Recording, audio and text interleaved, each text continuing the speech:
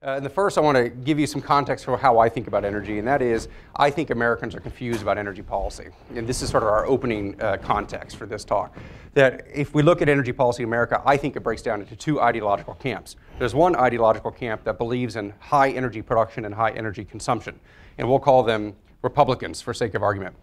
And there's another group that believes in low energy production, low energy consumption, and we'll call them Democrats just for fun. And then in America, we put the energy policy together, we take the worst of both, which is high consumption and low production. So we get all the environmental impacts and the national security vulnerabilities of the high consumption, but we fail to reap all the economic gains because of low production.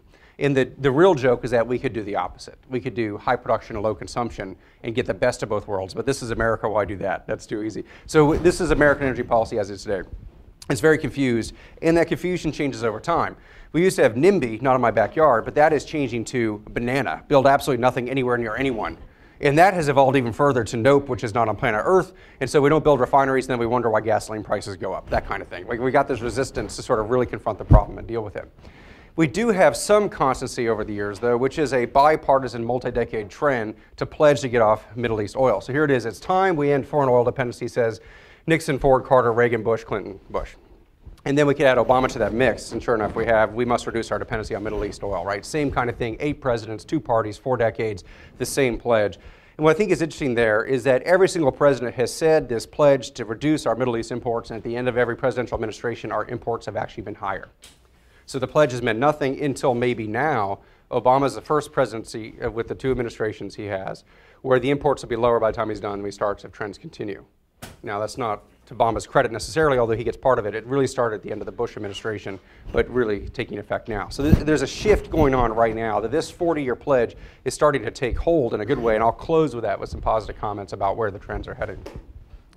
Oh, by the way, we can do pattern recognition on this to figure out who the next president will be, because it's Nixon, Ford, Carter, Reagan, Bush, Clinton, Bush, Obama. It must be a Clinton or a Bush next, is what we would say, right? And there's 2 Clintons and 4 Bushes who might be running. So we have some options. We can figure out what might be best for us. The reason we talk about energy is because energy is good. It enables the things we need. It's good for clean water. It's good for transportation. It gives us the cozy comforts of home. It enables industry. It enables agriculture. It really is the fundamental driver for the things that we care about and the things we like. So we like energy because it is so good. It is also expensive. That's one thing we think about. It's one of the drawbacks. Although actually compared to many other liquids, oil is not that bad. Gasoline and diesel are like $3 to $4 dollars a gallon, but a rum is like $70 to $125 a gallon. So I don't recommend you burn that. This is a photo from the drag a couple years ago, 2008, actual photo with the billboard in the price that you might recognize that right near Ruby's Barbecue. You ever seen that? Anyway, go see if the rum is still up there on the board. So don't burn the rum in the car, drink it. But I think the point here is that actually gasoline and diesel, as much as we complain about the price, is priced more affordably than milk, bottled water, rum, wine, makeup, all sorts of things that we buy by the gallon. The difference is how much of it we buy. We buy so much of it, we're really sensitive to the prices. And in fact, as a consequence of how much we buy, the energy industry is quite large. It's the largest market sector in the world by far. It's about a $4 trillion sector for the fuels, another $2 trillion for the power sector. Oil is just $3 trillion of that. So this is the biggest sector of them all. It's bigger than food, bigger than construction, bigger than healthcare, bigger than lobbying, bigger than politics, believe it or not. So it's a big industry at $4 trillion a year. Oil being such a big component. If oil were $50 a barrel instead of $100 a barrel, oil would be $1.5 trillion. So we can see, excuse me, how big this is and how important it is to our economy. It could be a drag if it's too expensive, or it can be a lubricant to make it go if it's cheap enough. In fact, oil is a lubricant. The tie-in between wealth and energy is important. This is a global map of electricity consumption at night from NASA in 2012. And if you can see this very well, I think we're stuck with the lighting, but this is the United States, and this is Africa and Europe, and coming through Asia. I don't know if you can see the lights. This is a picture that NASA put out in December. It's an update of a picture they put out in 2001, the Earth at night. And the lights are where the people are, but it's actually not where the people are. It's where the people are with electricity. It's where the rich people are, because the rich people have electricity. Electricity is a preferred fuel by the rich. And you can see things like the eastern half of the United States has more rich people than the western half, because there's more people. You can see the Nile River right here. You can see in the Korean Peninsula, if you could zoom in, South Korea is lit up, North Korea is dark. So we can look at this map and see a map of wealth and a map of energy are the same. Energy and wealth go hand in hand. That's actually one of the main reasons why we care about energy, is that energy consumption and wealth are correlated. Yes? Okay. Is that good? Is that better? Should I not move? Okay, but I was rubbing it the wrong way. Okay. Hopefully that's better now. This y-axis here is per capita GDP in 2005 international dollars with PPP, what's called purchasing power parity. It's prices normalized for local prevailing costs of goods. And along the x-axis is the per capita energy consumption per person in million BTU per year. And there's a couple things to notice that people who consume more energy off to the right tend to be richer. There's a correlation between how much energy you consume and how rich you are. The United States is one of the richest countries, so we're towards the top, and we consume a lot of energy, but we're not as bad as Iceland in terms of energy consumption, way off to the right. Iceland consumes a lot more energy because it's cold, and because the energy is free, it spills out of the ground in geothermal. So you got free renewable energy that's not going to run out, and it's cold, they might as well use it. And you also have Qatar and Bahrain and other very energy consumptive countries. Generally, there's this correlation, but there is this note that European and Japanese and sort of South Korean countries are here where you can be rich without consuming as much energy as the United States. So they're about as rich as the US, but they don't consume quite as much energy. So there's a correlation, but it's not perfect. There are some countries like Saudi Arabia and Russia that consume a lot of energy, but aren't as rich as you think they might be, considering how much energy they consume. And so the correlation is not obvious, but it's something like if you have money, you consume energy. If you consume energy, you'll get rich. So is it energy makes us rich, or making us rich makes us consume energy? And actually, we don't know which one causes the other. But it might be something like consuming energy makes us rich because that energy is consumed to make us healthier and make us productive. And then once we're rich, we consume more energy. So it might be a feed-forward thing or positive feedback where they go hand in hand. The richer you get, the more you consume, until you start bumping up against some limits where you consume so much energy, you pollute yourselves and you reduce your economic productivity, something like that. So we'll see. There's definitely a correlation. And I think the most interesting part of this whole chart is China in the bottom left. So China is way down here on the line, and they're moving up the line.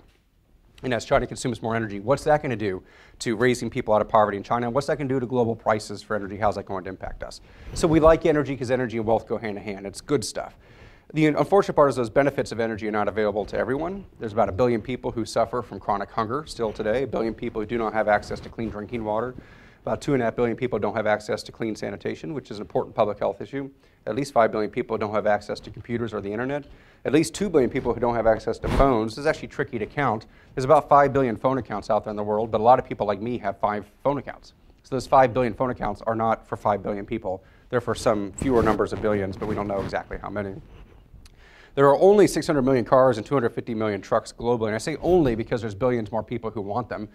Look at this highway in LA from decades ago. China looks at that and China says, gotta have it. Like China wants this like you wouldn't believe. And there's a side of me that thinks, okay, you can have it. Well, maybe I'll move closer and I'll walk to work or something. So this is something the world wants because it speaks of liberty and transportation and mobility and everything else. All those people who don't have those items want food, water, sanitation. They want computers and phones and cars. This is what the world wants. And so far the world doesn't have it, but some people have in the world. And this is one of the great challenges. So if we look at those global consumption patterns, based on who doesn't have and who does have, we can see some alarming trends emerge. So let me first take you through what energy consumption is today. Here's per capita energy consumption, 1 million BTU on the y-axis, and this population of billions across the x-axis. In today's situation is we have about 7 billion people. On average, they consume about 75 million BTU. So let's say the floor is 0. The floor is 0 million BTU per person per year. So a person who lives in the bush and consumes no energy. And a Chinese person or a global average citizen consumes up to my knee of energy. A British person consumes up to my hips, like twice as much as the Chinese person. An American consumes twice as much as the British person, so up to my head. And a Texan would be Mitch on my shoulders to Mitch's head. A Texan consumes twice as much as an American, who consumes twice as much as a British subject, who consumes twice as much as the average global citizen. So there's a factor of 6 to 8 difference between the global average and the Texan, and that's shown on the chart. Texans are way up here with a thin line of 25 million, 315 million Americans, 60 million British, 7 billion for the rest. And that total consumption around the world is here at 500 quads of energy. A quad is a quadrillion BTU. That's a billion million BTU, and a BTU is a British thermal unit. So the world consumes 500 quads today in the current situation, which is shown there. Now, what happens if the world tomorrow consumes like the British? Well, that energy consumption goes up as the per capita consumption goes up, and we go to 1,000 quads on the speedometer. And then what if the world decides to consume like the British? It goes up again to about 2,000 quads. And then if the world decides to consume like Texans, we're talking about over 3,000 quads of energy, a factor of 6 increase over today's production. And by the way, that's a 7 billion. What happens when the population increases to 11 billion? All that area is the energy we need, the per capita consumption times the number of people. That's the total amount of energy, which is over 5,000 quads, a factor of 10 increase over where we are today. That means producing, extracting, moving, refining, selling, and then cleaning up and disposing the waste of 10 times as much energy as we do today. And that rate sounds very difficult to accomplish. Like, I'm not sure how we would do that or if we could, but that's the challenge because those people want those things we have. They want the Texan lifestyle. And compare that with today's situation. Today's situation is this shaded part. The rest is new energy we haven't found yet necessarily or haven't produced yet. That's the context, is getting the drawbacks mitigated so that we can get the good stuff to everybody. What are those drawbacks? Well, there's a couple drawbacks for energy, and I think of it as three problems that are converging. There's concerns about environmental degradation, using energy in a way that overcomes the ability of the oceans and the airsheds and everything else to take the impacts. The national security and violent extremism that's fostered by energy trade in one way or another. Concerns about resource depletion or running out of energy at the right abundance and right price at which we want it.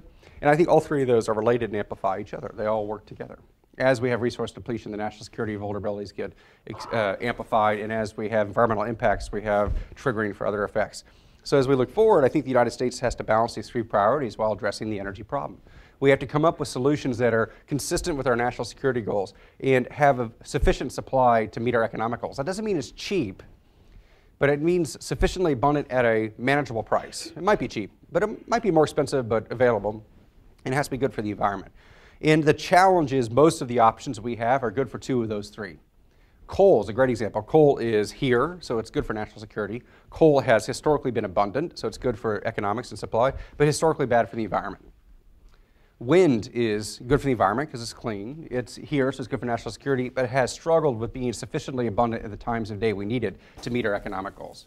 And so we have this problem of finding the right kinds of policies or solutions, either technical or otherwise, that mitigate these challenges and bring them all together and bridge the two to the third. So finding solutions, that's the challenge. And let's walk through some of the environmental issues. Well, wait to worry about global warming. Here's Time Magazine's Be Worried, Be Very Worried, with a poor, sad, lonely polar bear dying on this ice cube that's floating, right? This is something that Time Magazine started since 2006, which is in 2006, they looked for controversy in climate change science, couldn't find it, and said, we don't think there's controversy in climate change science, we think it's real, we're gonna cover it from now on, and they started that year. Then you have National Geographic covers it a lot with high cost of cheap coal. It's environmental pollution as well as carbon dioxide, and their issue on global warnings from a warmer world, this kind of thing. So these are environmental issues are in our minds, in our headlines. There's also the national security implications of energy, blood and oil, and the oil weapon. Here's Gaddafi in Libya, who's since died, so maybe the oil weapon's gone. Or we still have some national security concerns with oil. We still do today. Here's Vladimir Putin saying, don't mess with Russia, holding up Europe, presumably, with a gasoline nozzle, which is funny because he doesn't sell gasoline to Europe, he sells natural gas to Europe. But that's okay. I guess the artist was trying to get it right, but at least the artist got the don't mess with Russia part, which is close to what we really meant, which is don't mess with Texas.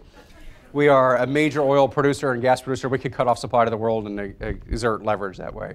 Anyway, this is usually for my international audiences. I try to teach them Texas culture, that the Don't Mess with Texas is actually a littering campaign, not just not a macho stance, although it works both ways, I guess. The national security bit's kind of complicated. It's got this feedback loop where we have a national dependence on oil that makes us intervene in oil-rich regions, which means we need a really big military. A military so big it's the biggest oil consumer in the nation. Actually, it's the biggest oil customer in the world. There's no oil customer bigger than the US military in terms of a single customer, which just furthers our national dependence on oil. So this is the cycle where we use oil to intervene to get more oil. And philosophically, the Department of Defense doesn't like this. Like when I talk to the Department of Defense, they're like, we don't like it that we depend on this region to give this oil we need to depend on this region. And so they see a lot of national security imperative in changing the fuel mix for our military apparatus. And again, there's also concerns about running out of oil and headlines about resource depletion and cost. National Geographic with the end of cheap oil, or an after oil powering the future with the gas pumps out in the middle of the barren desert. And here is the bomb 60 years later. The article about after oil has another article about nuclear energy. That's not an accident. That's on purpose. And The Economist has oil, how to avoid the next shock, or the end of the oil age. And clearly, National Geographic's 2005 issue is ripping off the idea from The Economist 2003 about the barren gas pumps in the desert. But it's different colors and shading, so I'm sure it didn't violate copyright. So this is the headline. We're running out. It's getting expensive. We don't have enough. Businesses need to plan for an era of scarcity, and so do all consumers. This is the challenge. Of course, headlines can change. This is last month's National Geographic. America strikes oil. The promise and rise of fracking. Here it is. flared gas from the production out in Bakken, North Dakota. The energy situation is always evolving, and so must our thinking. That's one of the challenges, right? We can get locked into the headlines, not recognizing the headlines can change in just a span of a few years. And I say that now we're actually at a good news spot. And I'll say it this way, for the first time in my entire life, the U.S. energy situation is improving. I was born in January 1971, the month U.S. oil production peaked. My entire life has been a depressing decline until you guys here today. Now it's around. My entire lifetime has seen the U.S. energy situation worsen. Our production's been going down, our consumption's been going up, our imports have been going up, we've sent more money overseas, and it's turned around as of a couple of years ago. So I expect the next 40 years to be awesome. Like, it's just going to be great. This is pretty interesting. It's not just oil and gas production that's up, by the way. It's also solar and wind and geothermal and bioenergy. Everything's up, except nuclear is flat, hydro is flat. Even coal mining, which supposedly we hate, is level. We don't burn as much coal. We export the difference to China. So our energy situation is actually getting to be pretty good. Our energy is relatively abundant, relatively affordable, getting cleaner, and we got more of it. So I should stop there with the good news, but there's more. I guess the point is that our energy systems change with time and we need to be prepared for it. And this is not a new thing, this change with time. It actually has happened many times over history. So if we look at U.S. energy consumption by fuel source from 1635 through 2011, when we were the colonies, we consumed just a couple quads of energy, peaking in the mid-1800s from wood. Coal comes along in 1850 as a replacement for wood and really zooms up quickly as we use it for heat in the Industrial Revolution. Petroleum in 1859 really takes off in the early 1900s because of the evolution and introduction of the internal combustion engine. Then after World War II, everything goes up. It's growth after World War II. Coal and petroleum and natural gas, solar, wind, geothermal, nuclear, and hydro all goes up. So the story of the last 70 years has been more of everything. And the story over time is things change. There's a transition. We've had a variety of different fuels lead the way, and for the most part, the fuels have gotten better with time. If we zoom in on just the last 200 years and regroup all the renewables together, we get sort of an interesting recent trend coming along. Here's coal starting in 1850, and here's petroleum coming on, passes it in 1950. And then you have other things really taking off after World War II, as I mentioned. Here's the wood at the far left. And then look what happens with all the renewables together. They passed nuclear in 2011. Nuclear passed renewables in the 70s, because we built out a lot of nuclear power plants in the 70s. But all the renewables together, hydro, wood, geo, wind, solar, all combined, have overtaken fourth place from nuclear. I think this is interesting because official projections, I'll show this in a couple slides, official projections show that renewables weren't supposed to be this big until like 2025. They're growing faster than we thought. The other thing that I would say is maybe renewables are all grown up now. They're as big as nuclear, and nuclear is a grown-up fuel source. So maybe if we lump all the renewables together, we could say they're having a good time and good growth, and it's really exponential at this last part, if you'll see that. We'll make the slides available, I know, afterwards, so you can zoom in on these things. So interesting changes there. A couple features to what I just showed you is that there have been some energy transitions, and there are a few features of that. One is the energy transitions are more typical than we might think. It's easy for us to think that the energy situation today is the way it always has been and always will. That is not true. The energy situation is actually always changing, and we're always recovering from a transition or preparing for the next transition. These transitions take a long time. They take decades.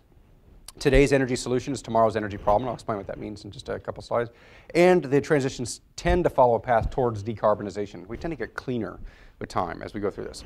All right, so let's look at the timing of this. If we look at the fraction of our fuel mix over time, wood, or we'll say renewables or bioenergy, was 100% of our energy for a long time until coal comes along in 1850. Coal gets a growing share, and bioenergy gets a shrinking share of our total energy until coal overtakes it around 1880 or so. And then coal peaks and then declines early 1900s, and petroleum comes up as a relative fraction, passing coal in 1950. We've gone from wood to coal to petroleum. Wood was dominant for millennia. Coal was dominant for 85 years or so, and then maybe 65 years. And then we've had petroleum dominate for 63 years so far. And this is important because if we think a transition is a desired societal outcome, they take a while. We better get started. In fact, it already has started. So that's one thing. Transitions take a long time. The other thing is these transitions solve important environmental and societal problems. If we look at what happened with wood, we were chopping down wood so quickly, we're chopping down forests so quickly, we actually caused deforestation. Here's a map of deforestation in 1620, 1850, and 1920. At the top, where the green is where the forests were. In the 1600s, the U.S. was rich in forests, abundant forests. By 1850, we started to deforest a lot of the Midwest, the Great Plains, and the Northeast. By 1920, deforestation was rampant. We were cutting down the trees faster than they were growing, and it was a major problem. The trees became more expensive and became bad for the environment. Coal comes along and actually saves the forest. It saves the trees because coal was a better fuel. It had better energy density. You can get more energy in a lump of coal than in a lump of wood, twice as much energy. And it was cleaner. And like when you burned it, it would produce less smoke. It produced less soot and less ash. It was brighter. It had better temperatures. It was a better fuel. And because it seemed so abundant in the mines underground, it was cheaper. A cheaper, better fuel comes along to save the forest. Those beautiful forests, if you go to them now up in New England, New Hampshire and other places, those are all second growth forests. Those are incredible forests. They are new. They've been there about 150 years. Coal saved them. And this is in contrast with what we think. Today we think coal is a threat to the forest with acid rain and mountaintop removal mining, but 150 years ago it was a solution. Same kind of idea with whale oil and with petroleum. We used to use whale oil as an illuminant for lamps, and it smelled like bacon grease or something when you cooked it, and it put out this weird pungent smoke, and it wasn't very bright, and it was expensive. Our whale production peaked in 1846 and then dropped. We had peak whale. People worry about peak oil today. We had peak whale before. And we were running out of whales. They were getting harder to find. Ships would take years to find them. Prices went up. Oil comes along. It's a cleaner fuel that burns brighter, burns longer, and is cheaper. This is a better fuel. So oil saved the whales from complete extinction. Today we think of oil as a threat to the whales because of oil spills or water quality contamination, but it used to save the whales. And this is actually one of the important points. Today's energy solution, or environmental solution, is tomorrow's environmental problem. Coal and oil are tagged with this label being bad for the environment. They were good for the environment because they solved different problems. So we'll solve oil and coal with something else, and then that will be our problem 60 years from now. So this is part of the trend and part of the history. One of the good news pieces of this, energy transitions show a trend of decarbonization. This is grams of carbon per BTU of energy over time in the United States from 1850 down to today, and we're decarbonizing. Wood is more carbon intensive than coal, is more carbon intensive than petroleum, is more carbon intensive than natural gas, which is more carbon intensive than nuclear and the renewables. And as we switch from wood to coal to petroleum to natural gas and others, we actually decarbonize. We've been doing this for a couple hundred years. This is not a modern political invention by Al Gore or someone like that. This is, in fact, a historical trend that civilizations do. And it was discussed. Joseph Fourier, a famous mathematician in Napoleon's army in the 1820s, speculated about the greenhouse effect and said that the atmosphere serves as an insulator or a blanket keeping the atmosphere warm. Svante Arrhenius in the 1890s speculated that changes in CO2 concentration would be responsible for the ice ages. This idea that carbon could affect temperatures or that decarbonizing might have some impact has been around for a long time, and societies have already chosen that they want something cleaner. Now this is carbon per unit of energy, but the total amount of energy we consume is higher, so total carbon's higher, but the trend is cleaner, which is great. All right, so that's the history. What's the future of energy? Well, it's tough to make predictions, especially about the future. That's what Yogi Berra said, and I like that one. He actually wrote a book. I didn't say all the things I said, which is funny because there are a lot of great quotes attributed to him that he actually didn't say, so he had to clarify that for the official record, I think. Well, there are different projections that come out. There's the official projections from the U.S. Department of Energy, the Energy Information Administration, that shows the U.S. energy supply historically to the left of the dotted line and then with future assessments to the right of the dotted line. And it basically says more of the same. Petroleum, natural gas, coal will all stay the same. There'll be some growth in renewables. And our smartest analysts say that someday in 2025, renewables might overtake nuclear. Of course, that happened in 2011, as I've shown there. So that's one of the tricks is projections are difficult and they're often wrong. So we can look historically at what the projections have been for total energy consumption. Historical energy consumption is in white and quads over years, and we were kind of increasing energy consumption around 2006. Smart analysts said, what's the future of energy consumption going to be in 2030? And they drew a line going up and said, well, it's going to be 134 quads in 2030. In 2007, the projection was lowered. In 2008, prices were high. Like, well, prices are getting high. Maybe it'll lower it. And then in 2009, they kept lowering it. Now it's basically going to be level. So these projections over the span of 6 years have changed from saying we're going to consume 134 quads in 2030 to 104 quads in 2030. 30 quads, or 30% change these projections in a handful of years, because in those years, prices went up, attitudes changed, technologies improved. So it's a dangerous business to make projections or make predictions of the future. You shouldn't do it because it was a great way to embarrass your reputation. So I'm going to spend the rest of this talk making predictions about the future. And thankfully, it's on video, so we'll know if I'm wrong. So come back in 20 years. We'll see how it went. This is Michael Weber's view of global energy trends. And what I think is the energy transition will be comprised of 3 shifts. I think there'll be a shift in total demand for energy. There's a population growth pushing up the demand. There's more people, and economic growth pushes up per capita demand. More people demanding more energy per person, so a growth in total demand. There's a change in our end uses of energy as we electrify, and motorize, and urbanize, and industrialize. Will change how we use energy, and a change in our sources of energy because of social pressures. We want it to be domestic and low carbon and sustainable. So we're going to change how much we use, what we use it for, and what kind of fuel we use. Those are major changes to the energy system. And there are several production trends worth watching. We're going to produce from more hostile environments, deeper production, deeper shales, deeper water, higher pressure, harder with low porosity shales, more corrosive with high total dissolved salts in the water, more technical, higher wind speeds and bigger blades and blade stresses. And so there's a need for a lot of technical solutions along there, at the same time complicating our ability to produce. In addition to the macro demographic trends, there are 6 policy, market, and cultural trends and forestry functions to watch in the United States. This is my opinion. I think there'll be pressure from capital markets to make energy smaller, more modular, quicker to build, and with higher utilization. And I'll explain each of these in greater detail. I think there'll be pressure from economists to liberalize the markets. I think there'll be pressure from regulators to make energy cleaner.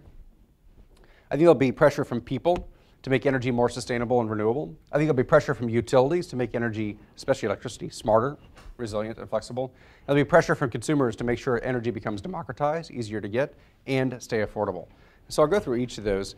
One is the capital markets are going to make it such that smaller, more modular systems are more likely to be used, and that we use our systems at greater capital efficiency.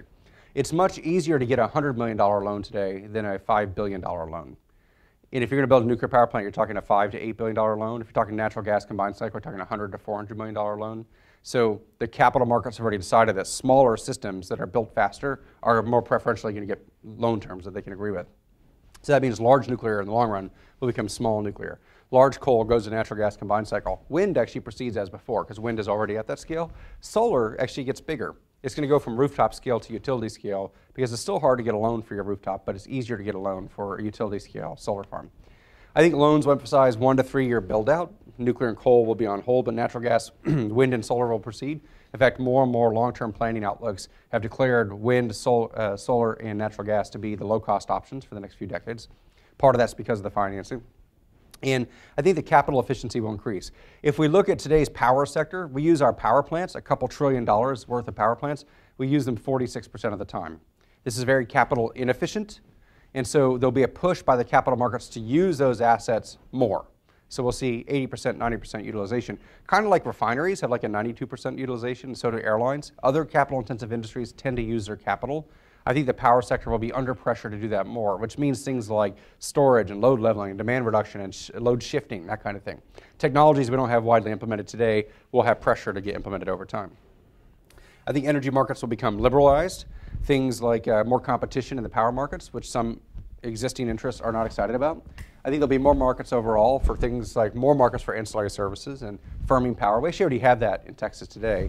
More markets for transmission, more markets for other services related to energy. So just more markets overall. And I think we'll have some of the transmission bottlenecks might be solved by markets. We're trying that in Texas for sure. And I think as we open up the markets, we'll see more innovation and more market dynamics, which means supply and demand will affect prices instead of regulators. So we have places in Texas where the price of power is the exact same at 4 o'clock in the afternoon in August as it is at 2 a.m. in March. The price is set by a regulator. Even though the demand for the energy is different at those times, and the supply is different as well, because the supply of wind varies by day and by season. So the prices in many places are not set by supply and demand, but if we liberalize the markets, they would be, and that would change the price signals and change consumer behaviors. I think energy will become cleaner because of popular pressure. There'll be pressure to switch to renewables and natural gas, which will compete with coal and oil. There'll be growth in the market for scrubbing power plants, growth in NOx scrubbers and SOx and mercury and CO2. It's actually a really big industry for the U.S. We have a multi-billion-dollar trade surplus exporting scrubbers. It's one thing we lead the world on, and we might continue our leadership there. I think there'll be a temporal sensitivity or time sensitivity to our energy, where they'll try to reduce emissions by time of day and time of year. There'll be real-time pricing, environmental dispatching, that kind of thing. And that there'll be a reduced water intensity of energy for power plants and fuels extraction. Water is going to be one of the next resources that will be under constraint. We'd say it's already there in Texas. And water scarcity might become the resource story of the 21st century the way oil scarcity was towards the end of the 20th. I think consumers will demand leaner systems. I think they'll demand cleaner systems. They'll demand supply chains that have good visibility and low carbon footprints and that kind of thing. And I think they'll demand that energy becomes more renewable and sustainable. They'll push for regulatory driven programs like a renewable portfolio standard or clean energy standard, that kind of thing, and consumer choice programs. And this means at large scale, new infrastructure for transmission or in wealth generation for rural landowners. As we go renewables, the landowners win because renewables have as one of their criticisms how much land they need. They're so diffuse. So that means landowners will make a lot of money from rents on solar and wind. And there'll be a push by the fossil fuels guys to have new renewables like waste coal and renewable natural gas will count as renewables as well. There might be some additional barriers to conventional fossil fuels. We'll see how that plays out. I think energy will become smarter, more resilient and flexible. Large-scale investments going on right now for the smart grid to the tune of hundreds of billions of dollars. A massive rollout of smart meters is underway. Smarter transmission and nodal markets, IT opportunities for companies include mobile apps for control and awareness, lots of sensing, ubiquitous sensing, a lot of control. So if there's a business play here, the emergent opportunity is really in the components, in the appliances, and the IT and the software. Utilities will like the smarter systems because that means on-call demand reduction. They can hit a button and turn off air conditioners and reduce demand. Better response time to outages. Today, if you have an outage, the way the utility knows is you call in and say, my power's out. And then after enough people call in, they're like, okay, we'll figure out what neighborhood it is. And they drive around with trucks looking for it with flashlights. It's always at night, right, or in a rainstorm. But with a smart meter, as it dies or goes out, its last dying gasp of breath would be, I'm dying. You know, it tells the utility, I'm dying. And then they know exactly which meters are out. And they know if it's a transformer, or is it just that one house, or what the problem is. And the consumers will like the smart appliances.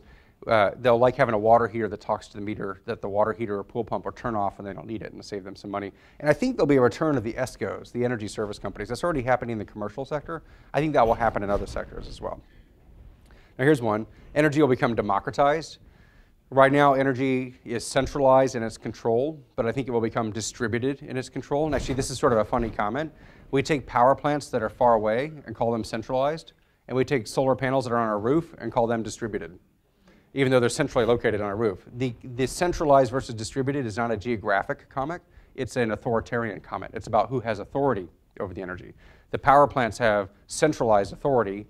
Solar panels have distributed authority. And that's an important concept. So as we have distributed panels, that means democratized authority over our power choices, but we're still hooked up to the grid, so we have central tie-in as well. And I think consumers will like that. That ties into the American libertarian ethic to be on your own and off-grid and all that kind of thing. And it's going to happen with solar PV for sure. I expect natural gas microturbines, fuel cells to proliferate at the home scale or the neighborhood scale, and more things like ground source heat pumps. And as the markets are liberalized and we have democratized energy, we'll have new market entrants, which will really open things up. And we'll have things like distributed electricity storage and EVs or garage battery banks, as well as distributed control. So this is a trend to keep an eye on. It's already happening. I think it will accelerate. All 6 trends point to a handful of winners. Some of the winners in the fuels in the near term are natural gas, wind, solar PV, and geothermal. In the long term, small nuclear, small hydro, and micro harvesters come up. Small nuclear is the kind that doesn't need as much water. It's not as big, like 100 megawatts, something like that. Micro harvesters are like little sensors and piezos on stairs that vibrate or anything that doors that close. Every time there's an action or vibration, it generates energy, or little turbines that spin in your sink. As you get water out of your sink, it will make electricity, that kind of thing. I think landowners win in the long term. Wealth has always been tied to land up until about 1850. You could be wealthy without having land for the last 160 years. We're going to return to landed wealth, I believe, where land will drive wealth more than it has for the last 150 years. In fact, that's the whole point of the fossil fuels. They give us great energy density, which enables wealth density. You can get wealthy because of the energy density, but we're going to return to an era where you'll get wealthy because you have so much land that gives you the renewables that you can sell to the markets. I want to talk about natural gas, because natural gas is one of the immediate winners. It's doing very well, and I think it will continue for decades. And this ties into the whole shale revolution that's going on. And just to give you some bearing on this, the lower 48 states have many shale gas plays. The Barnett Shale really kicked it off near Fort Worth, but we also have the Eagle Ford, and we have out in the Permian Basin some shales as well. But there's shale all over New York and Pennsylvania and Ohio. It's in many places in the United States. This is a big phenomenon for the United States. And as we start to tap that resource, it's going to change the price for natural gas, and already has, and will change its supply and its abundance. Coming back to this picture, I showed you the whole globe earlier. This is just the United States. I want to point out that energy systems can change. This is the Earth at night. And I want you to look at Texas, Dallas, Houston, Austin, San Antonio, and there's this crescent there. Let's zoom in on that. This is the southern part of Texas. Here's the map to get you oriented. San Antonio, Houston, Corpus Christi, and Nuevo Laredo. Houston's the 4th largest city in America. I think San Antonio is the 11th, something like that. So San Antonio is a large city as well. Here's the picture at night in 2001, I believe that was. You can see the cities very clearly at night. Here it is a few months ago, the same picture. That crescent is the Eagle Ford Shale. That's the flaring from the wells, flaring of natural gas. It is so abundant, the production, you can see it at night from space. Those aren't people, although there are some people there producing. Those aren't lights, those are flares. So this is a global phenomenon. We can do the same kind of trick and look up at the Bakken Shale at Williston, North Dakota. There's Williston, tiny town. Here it is at night. Those aren't people. In fact, you can see the grid pattern of the flaring. A third of the natural gas pulled out of the ground in North Dakota is flared, which is really amazing. It's mostly a good news story in terms of price and abundance. And I'd say is this revolution, this good news story, is it the result of market triumphalism or good policies or disruptive technology or something else? Like what drove this? And actually I'd say the answer is for the first time since the 1960s, energy technologies, policies, and markets are all aligned to say the same thing. We haven't had this kind of congruence or synergistic alignment between policies, markets, technologies for decades. It's been a good story for the markets. This is a story of market triumphalism, right? High prices for gas kicked off this revolution, and it's been a private play by private investors on private lands. This has been a success of the markets. High prices said we need more gas, so more gas was found by the markets. It's also been a triumph of government policies. DOE R&D investments for decades were invested throughout the 70s through the 90s to kickstart the whole trend. George Mitchell had DOE funding to experiment with hydraulic fracturing and horizontal drilling, and then finally made it work after a couple decades. So this is steady, stable R&D from DOE, plus policy clarity. The Energy Policy Act 2005 excluded hydraulic fracturing from underground injection regulation. That policy clarity, combined with the high prices, combined with the new technologies of horizontal drilling and hydraulic fracturing, made this happen. So this just adds more fuel to the fire of the argument about markets versus government. Actually, this was everybody working together. And maybe we should try that approach more often, I would say, get government and markets working together for the same goal. We could try it for healthcare and fiscal policy, and I could imagine all sorts of other things where that might be useful. The interesting thing about disruptive technologies is that horizontal drilling has been around since the 30s, and hydraulic fracturing has been around since the 50s. They were integrated since the 70s and really made work in 2005 or so. It took a long time. It's just a lot of effort. And the good news is this story might spread around the world because there's shale gas in Poland and France and China and South Africa and South America. The gray countries, that doesn't mean they don't have shale, just not on this map. Russia probably has a lot of shale too. So we're going to see shale gas. Look at Australia. Do you see the shale in red there? Look at this picture of the outback we're going to get to in a little minute. And I'll start with northern Russia and come to the outback. Here's northern Russia 2001. Here it is today. Those are new flares from production. Here's Australia 2001, not much in the outback. Here it is today, flares from gas production. So the market is changing globally, so there's more production in places that are sort of new. As a consequence of all this, I want to make another prediction just because I'm following up on my warning never to make predictions on videotape. I predict that within 1 or 2 decades, natural gas will overtake petroleum as the dominant energy source in the United States. It's the natural thing, right? We went from wood to coal to petroleum. Natural gas is just next. But there's other numerical trends that feed into it other than just the philosophical. Seems like it's the next one up.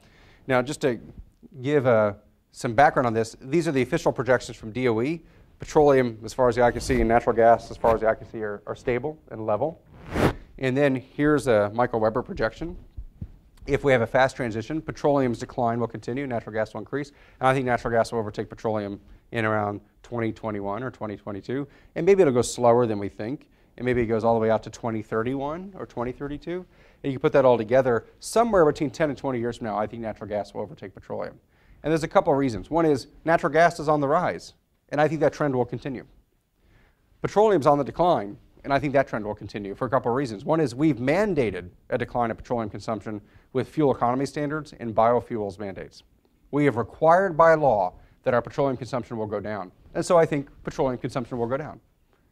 Natural gas will go up because it's competing with coal in market share in the power sector as well as chemical sector and other places. And it will also take market share from diesel for long-haul trucking in other places. So natural gas will grow and petroleum will decline. They'll cross. This is sort of just Michael Weber analysis, but I feel confident that I'm right. We'll see when we come back in a decade, whether we're any closer. So things can change, and I think this transition is underway right now. Another outcome of this phenomenon is that U.S. oil and gas prices have separated. So the shale gas phenomena means that shale and oil and gas prices have gone together for a long time are separating. Natural gas prices have gone down, and oil prices have gone up. So there's a price spread between what we pay for liquids and what we pay for gases, and the gases are much cheaper. That means we're going to want to use the gases to make liquids or to make chemicals or do other things and sell the liquids. And this price structural separation is a particular to U.S. phenomenon. So this advantage we have with price is specific to the U.S. If we look at natural gas prices around the world, the United States in blue, Japan in red, European Union in orange, they've all gone together. And in fact, in the early 2000s, the U.S. prices were higher, and they've since separated. The U.S. came down, Japan and Europe went up. We have a structural price advantage for natural gas in the U.S. compared to the world that will be very good for us economically because it means we can insource manufacturing of chemicals and other products, and we have savings in our electricity prices and elsewhere. So we have this really good structural advantage that I think we're going to have for 1 or 2 decades because it's going to take at least a decade for France and Poland and other countries to figure out how to do the fracking or to get up the export and import facilities set up the right way. So we have about at least a 10-year window, grace period of price advantage in the U.S. that I hope continues. I think that's a good business opportunity for us. So all of this is to say that our energy system is changing. Our economic thinking probably should change too. And I'll complain by saying that I think current economic thinking is antiquated. Our current economic theory is oriented completely around growth. How do we grow the tax base? How do we grow the GDP? How do we grow revenues? For everything, for every company, for clubs, the chess club. How do we get more members in the chess club, right? Everybody wants growth. And growth has achieved many good things for us. Many problems that we wish to solve can be solved through growth. And it also means more resource use, more impacts, more destruction, more depletion of natural assets. And more population is really the key. And the challenge with that growth orientation is you can't assume infinite growth forever. At some point you bump into some limits. And what do you do if you have a shrinking population? Can you grow your economy with a shrinking population? We actually don't know, but Japan's about to find out. And so is Russia. So you have 2 major countries with a shrinking population, and we actually don't have a governing economic theory to go with a shrinking population. In the US, we have a growing population because people aren't leaving. In fact, people are coming in. So we have immigration and birth rates that are higher than in Japan. So we don't know how to deal with this. We have economic theory that's antiquated, not prepared for this problem, and economic theory is not prepared to deal with multi-generational, multi-continental problems. Climate change is one of those kind of problems. How do we use today's economics to solve the climate crisis? The people who are affected by climate change haven't been born yet and live somewhere around the world. We have enough trouble cleaning up our own backyard today when it kills our kids. But it's really hard to clean up someone else's backyard that's going to kill their kids 100 years from now somewhere else. So that's a really fundamentally difficult problem that our economic theory doesn't handle. In effect, our long-range economic planning from a business perspective really is like a 30-year planning horizon. And these problems are more like 100-year problems. We use discount rates to figure out our long-term planning.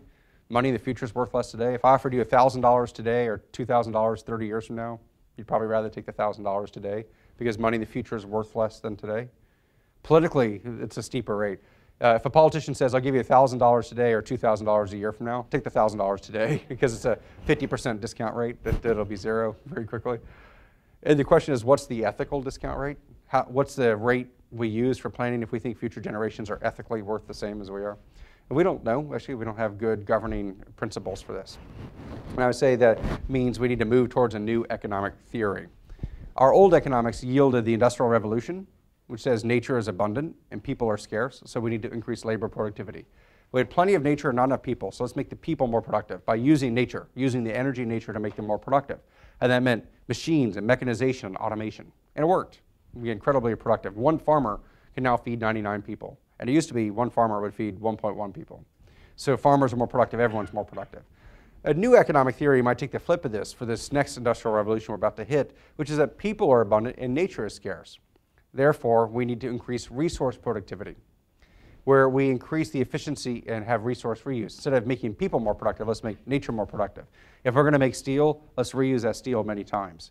Let's reuse our water many times. If we're going to use energy, reuse the waste heat, use the waste components, use it again and again. Make it go farther because we're running out of nature. Another way to think about it is shifting from an old economic view of cost-based capitalism to a new economic view of value-based capitalism, especially for the power sector.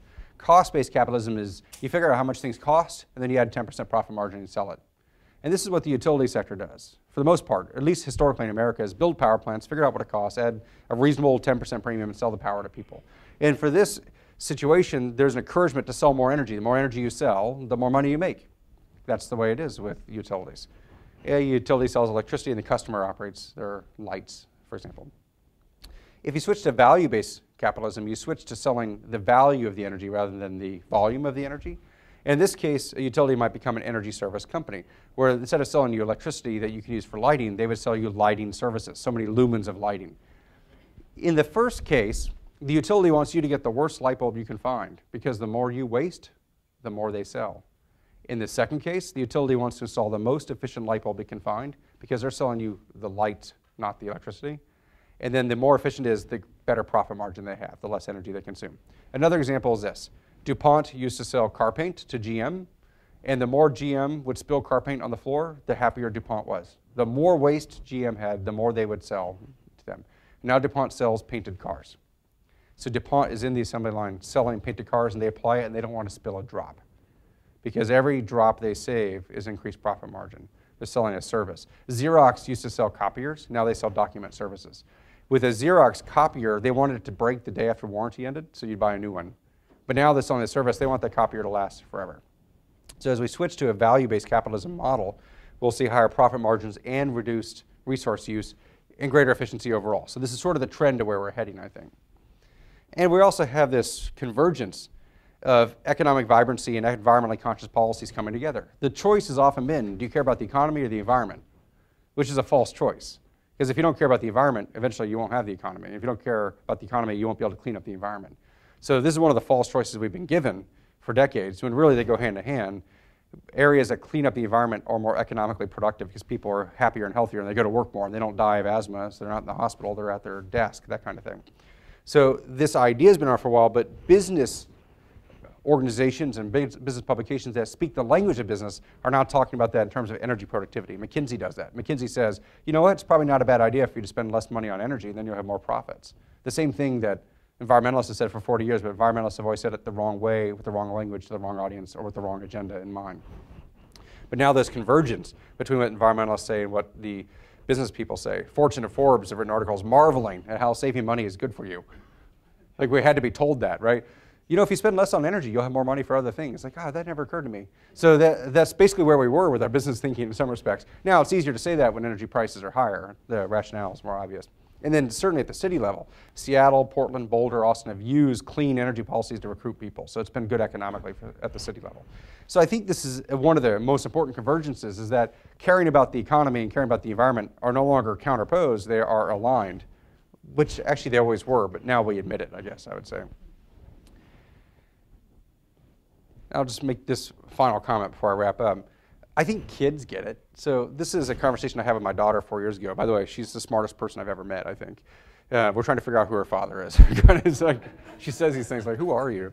I was talking to her. My daughter's name is Evelyn. She's in 4th grade at the time. Now she's 8th grade. She doesn't really talk to me. But we used to have we had these extensive conversations. And I said, hey, I don't know if you've been following the news and current events in the 4th grade, but the economy's really struggling right now. And she says, I know. It's because we aren't helping the earth very well. And this is like out of the blue. And I thought that was very interesting, that kids intuitively grasp that there is a connection between our health and prosperity and the environment. And then we beat it out of them in high school and college, right? But they get it early on that, oh, we probably shouldn't trash Mother Nature because that'll be bad for us, that kind of thing. So she whips out these quotes every once in a while, and I think I need to write a book of just things she says. I think kids get it. And I think the question is, can we get it or not? And in summary, I guess I'll just, to wrap it up, say, energy systems can change. In fact, they have changed many times. They usually change for the better. Alternatives that are today's solutions become tomorrow's problems, and yesterday's solutions are today's problems. New business opportunities are emerging because all these trends go in different ways. And I think in the end, we need new thinking to match the changing energy landscape, because our thinking isn't always keeping up with the reality on the ground. But if we do adapt and evolve, then probably we'll be better off for it. So thank you very much. I'll stop there, and we'll have time for questions, I think. We have time? Go.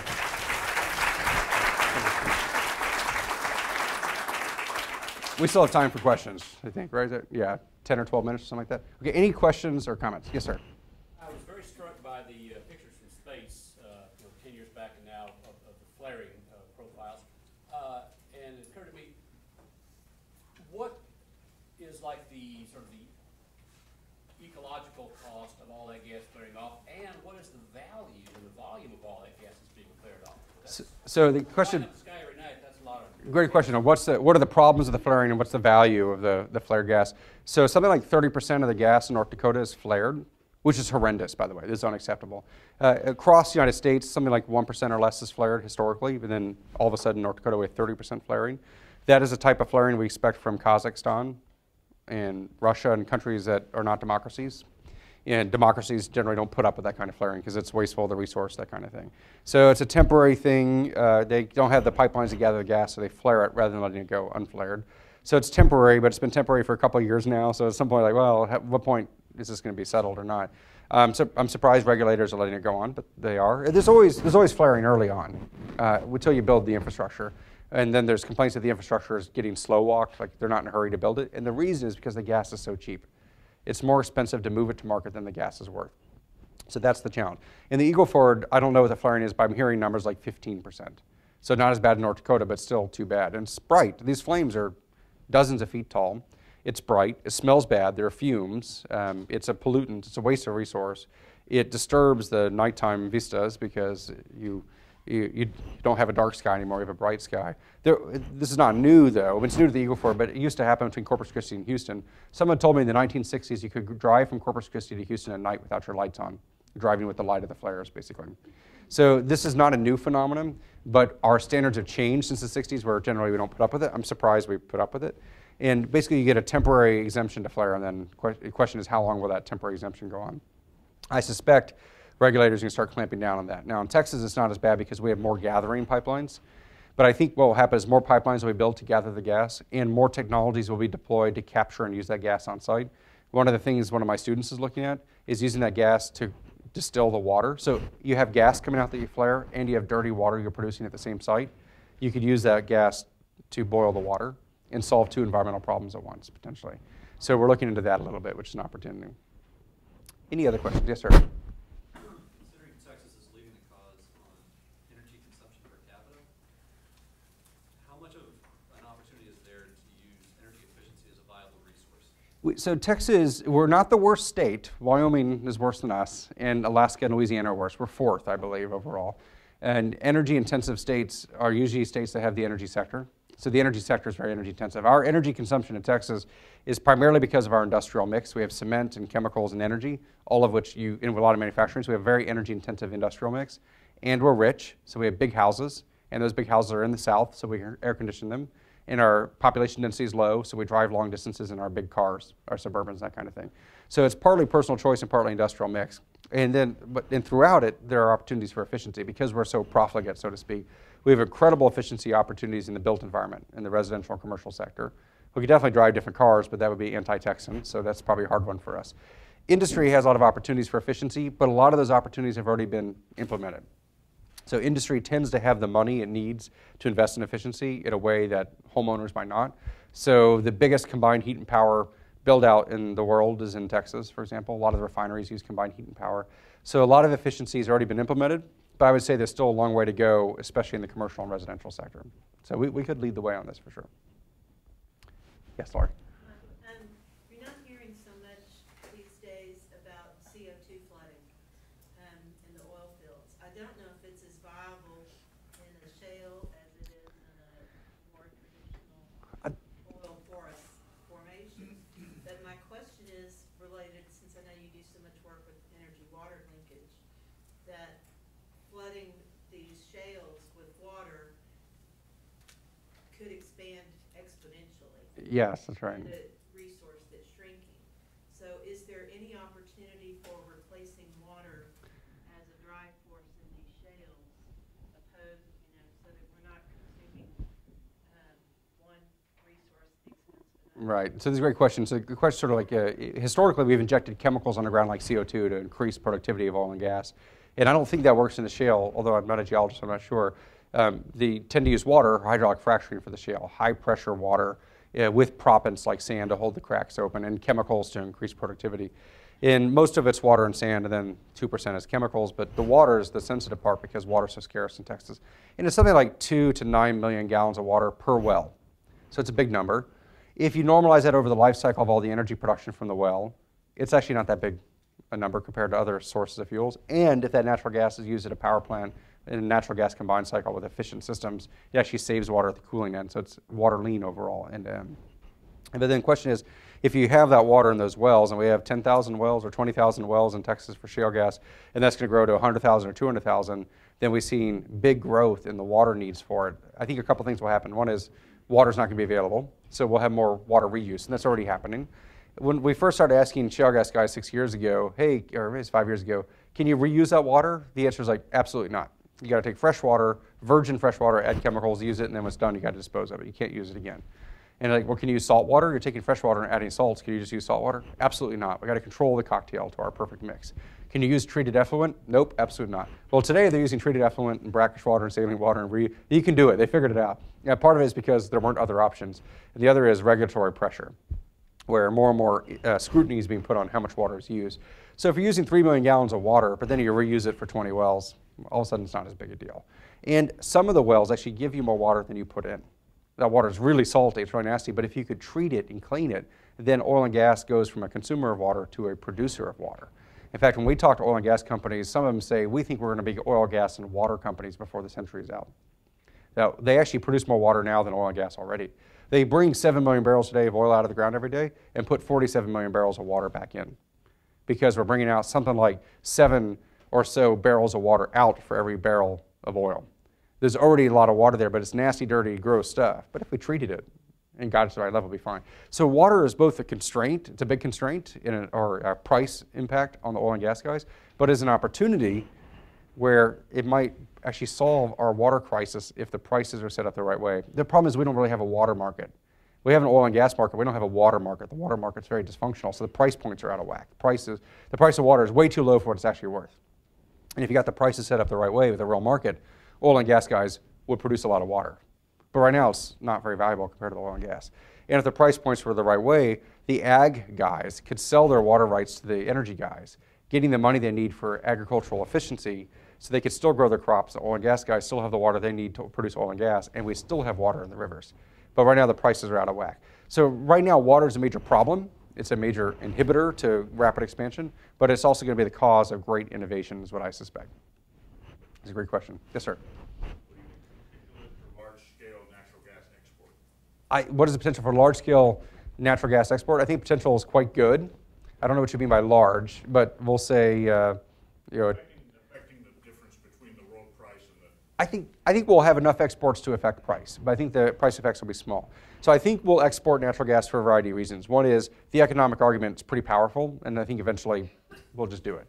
The gas producers would much rather sell it for $12 in Europe than $4 in Texas. So I think the economic rationale is very powerful. And actually, the national security position is pretty good from that as well.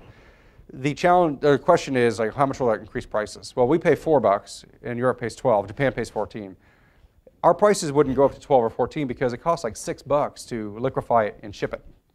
So there's kind of a $6 buffer between the European price and our price. So if Europe pays 12, if we pay 4, well, the highest it would go for us is to $6. So it might put some upward pressure on the price. And we have other upward pressures, by the way, increasing demand of natural gas by the power sector, increasing demand of natural gas by the chemical sector. So we have increasing demand here, plus increasing demand for natural gas for heating in place of fuel oil, increasing demand of natural gas to replace diesel. So we have like 4 upward pressures, plus exports 5 upward pressures. That will push prices up. Exports will be a part of that, not the only part of it. We have one big downward pressure, which is we get the gas for free. We're flaring it, we get it for free. So as long as oil prices stay high, we'll keep producing the liquids and we'll get the gas for free. So we have 5 upward pressures on price and 1 really big downward pressure, which is we get the gas for free. So I suspect $4 where it is now. I think $4 to $6 is a range that will be more typical rather than 2 to 4. That's what I suspect. But who knows? And the other challenge is at $2 you have abundant demand of gas, and at $6 you have abundant supply. And they have to meet somewhere in the middle, I guess, around where they are now. That's what I think. Good question. Yeah.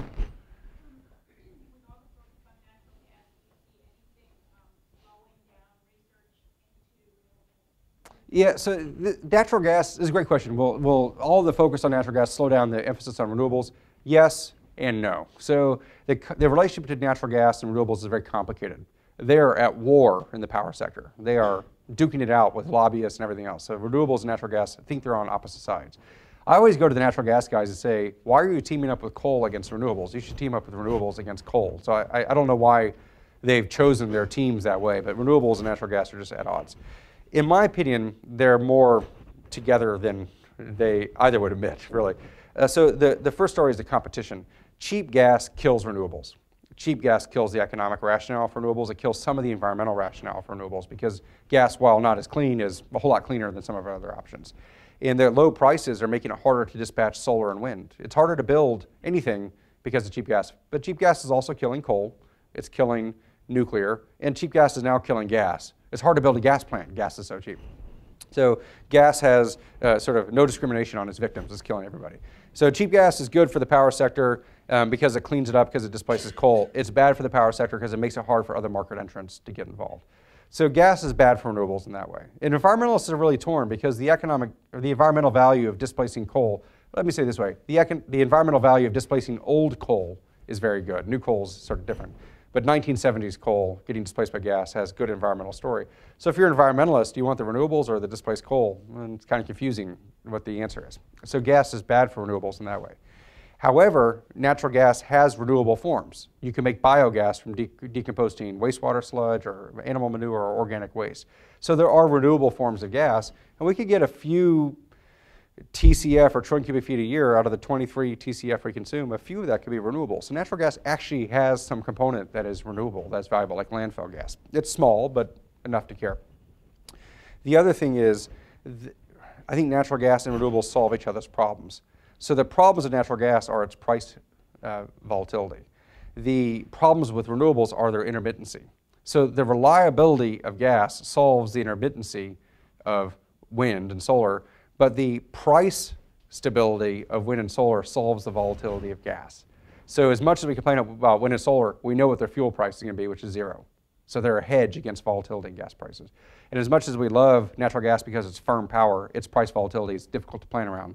So the two together are actually pretty effective. They solve each other's problems. Neither of them really wants to admit that. So I guess what it comes down to is natural gas is good because it motivates why we need more renewables as a hedge, but it's bad for renewables because it kills them economically. And so it's just kind of going to be lumpy for a while. But I think most new power plant decisions are really going towards wind, solar, and gas. 85% or something of new deployments are that way and have been for a while. Mostly gas and wind looking back, but looking forward, it's going to settle out that way. So I think it'll be okay. We'll see how it goes. Renewables aren't happy about it for sure, I'll say it that way. Great question. Yes, ma'am? Well, kind of on that same point though, do you think like nodal markets also have more of a push for natural gas just because you're going to need more things in your portfolios that you can turn on? I might defer to LCRA, might answer this better, but the nodal, I don't know what the nodal markets will do. It's always good to have former students ask questions. I don't know if the nodal markets will make gas more important or valuable or not. Do you know? I think it's still just a volume and availability on megawatts. So what the nodal market will do with transmission, so the nodal market puts a price on transmission congestion, so it solves transmission congestion. And I think that means location will matter more, but I'm not sure that will affect which fuel. So the siting of where you put your power plants might be affected by the nodal market. So for example, wind farms in South Texas are now getting preferential purchasing than West Texas because they're on the right side of the congestion. But that doesn't have to be wind, that could be natural gas or anybody. So I don't think the nodal market is fuel specific, it's more like location specific. Is that a fair answer? Okay. I'm looking to the experts in the room to correct that. Yes, sir.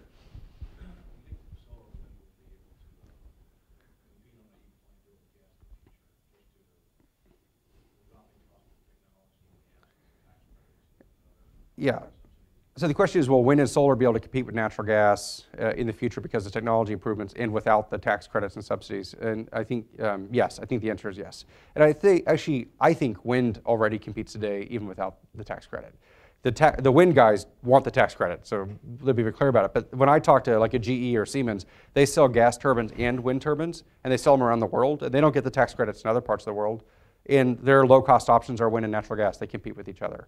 So wind is kind of all grown up, and I would be okay with its subsidies turning off over time. I wouldn't say turn it off overnight, but maybe scale it down over a couple of years where you step it down in some graceful, elegant path. I would say probably the natural gas subsidies should end too. So in Texas, I think a couple years ago, natural gas got $3 billion a year of subsidy just in Texas. So this is always part of the argument. It's like, well, yeah, we shouldn't subsidize wind, in my opinion, but we probably shouldn't subsidize natural gas either. Natural gas gets it through the high-cost gas exemption, and it gets it through other federal tax credits. So there's two subsidies going on there. I would say remove both, probably. Solar needs a little more time than wind, but I actually think solar will get there as well. Solar gets a tax credit based on how much capital you invest instead of how much electricity you produce. It's like a 30% investment tax credit. What I hear from solar producers is that it's supposed to expire in 3 years, and they're kind of like, well, we'd rather it stick because we like it. But at the same time, our system should be 30% more productive and more efficient in that time, so maybe it's okay for it to go away. So personally, I think the technology is improving such that they compete with gas, and gas prices will go up a little bit, which will help. And I'd rather see no subsidies, but on all of them. I don't think we should subsidize. We subsidize all of them, by the way. Every single energy option is subsidized in one way or another, but we subsidize them differently. Gas gets it through a tax cut. Wind gets it through a PTC, production tax credit. Solar gets it through ITC. Nuclear gets it through loan guarantees and R&D. Coal gets it through R&D. Oil gets it through different sort of R&D and at NETL, the National Energy Technology Lab. They all get something. And it's all been billions of dollars over the years. And the biggest ones are usually nuclear and biofuels get the biggest today. But over the last 100 years, fossil fuels are the biggest. So there's all this argument about how you measure and how you cut. And personally, I'd rather say, let's just cut all the subsidies and set standards on performance and cleanliness and then let the markets duke it out. That's what I would say. But in absence of having clear standards in markets, we're doing sort of cherry-picked subsidies here and there. And that tends to have a market distorting effect that sometimes gets the right answer, but sometimes delays the right answer. And so I would say that I think the way technology improvements happen with wind and solar, they're so fast because they're at manufacturing scale, they're going to catch up, and wind probably already has. Solar will be there soon. That's my expectation. Yes, question here. I'm just wondering, you mentioned one trend that you expect based on kind of access to capital and financing where distributed rooftop solar PV might shift to more of a centralized kind of old utility model of solar farms. And at the same time, you expect this democratization of energy sources where things that used to be done at a centralized utility plant are more moving, out to the spokes instead of at the hub with rooftop solar. All right. So I just wanted to know which of those forces you consider stronger, and with PPAs and a lot of the new innovative financing where 1,000 rooftop solar PV systems can look like one big solar farm financially, do you think that the second force might be stronger? So you're asking me to be clean with my logic instead of what I did, which is sort of saying we have growth in distributed PV, solar PV, and democratization of energy, and growth in utility farm, utility scale, centralized solar. I think both will happen in parallel, and I think they'll happen for slightly different reasons. One is the capital issue with utilities. Utilities can access the tens of millions or hundreds of millions they need for a solar farm more easily than an individual can get a $30,000 loan, typically. The rate I would pay for a $30,000 loan is higher than what a municipal utility would pay for commercial paper on a bigger scale. So cost effective, and also utilities will have the land where it'll be easy to maintain, it's not on a rooftop, all that kind of thing. So the installation costs will come down and the financing costs come down. So I think the economics of utility scale will be pretty powerful and difficult to stop. So I think that will grow quickly because it's matched in timing and capital availability and all that kind of thing. But I think the distributed solar PV will also happen because the prices have dropped enough for rooftop solar that it's not just the enthusiasts who want it.